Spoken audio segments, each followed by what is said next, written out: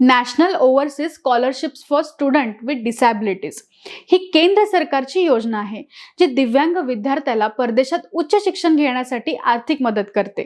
आज अनेक विद्यार्थी मास्टर्स किंवा पीएचडी साठी परदेशात जाण्याचं स्वप्न पाहतात, पण शिक्षण फी, राहण्याचा खर्च, प्रवास हे सगळं खूप महाग असतं। त्यामुळे चांगली संधी असूनही अनेक जण थांबतात। ही स्कॉलरशिप अशा विद्यार्थ्यांसाठीच आहे।